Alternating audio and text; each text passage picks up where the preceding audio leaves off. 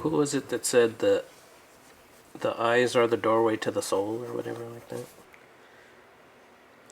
Our oldest brother Mario, he's one day came over to the house and he saw Gilbert and I were drawing comics, but now instead of just on pencil doing it for ourselves, we're using pen and ink and stuff like that, and we didn't know where it was gonna go. We just wanted to do it like the pros do. And he one day came over and said, "I have a friend who works at a college who runs a printing press. Maybe we could maybe we could publish a comic."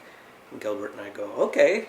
It's just simple as that. The plan was just basically, okay, Gilbert already has this story he's doing. Jaime, we need about whatever amount of pages. Mm-hmm. And I go, okay.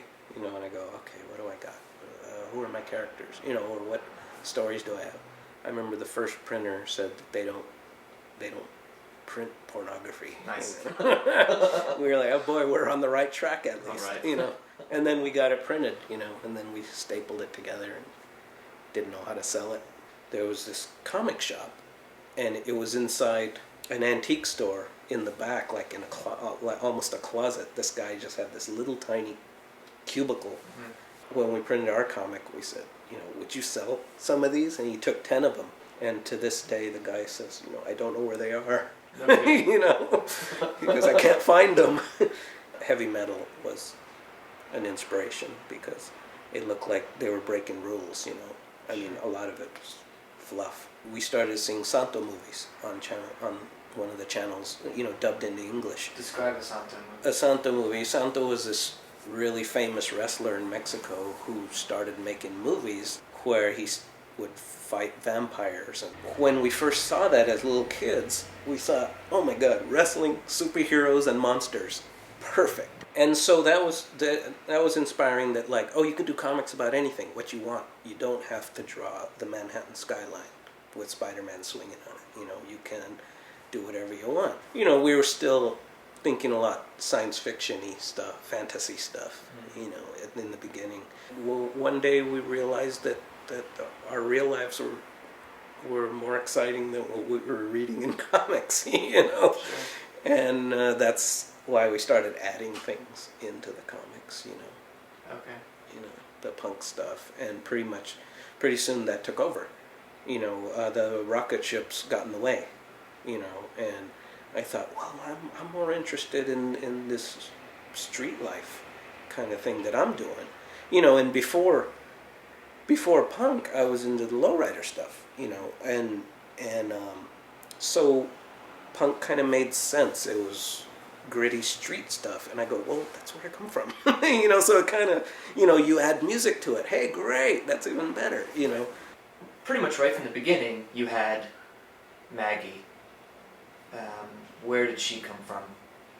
Maggie came from a character I created in high school where I just wanted to have a single female character that I could write any kind of story about. Send her to the moon, send her grocery shopping, send her meet up with superheroes, just anything, kind of this character that would just find herself somewhere, She evolved as I evolved, as I was growing up and I was moving from different kind of comics, she came along with me, her style changed as things I got into. By the time I got into punk, her hair got shorter, things like that. Hoppers is the name that just popped into my head because I was thinking the way homies think, the way Mexican gangs name their parts of town. So I thought hoppers because lowriders hop, and that's just the kind of terminology that Latinos use to name things. Like there's a place called Barrio F Troop, and it's because they wear their hats like the TV show F Troop. And I think, oh, that's wonderful. I named the rival place from Hoppers Dairy Town because I thought, well, would the people live where there are a lot of dairies? And they call it Dairy Town. Yet they're mean guys doing this. Right. Stuff like that. real life stuff steps on a lot of toes. You know, I mean, you can make it realistic or truthful more than realistic. You know, we have an ambulance dispatch across the street.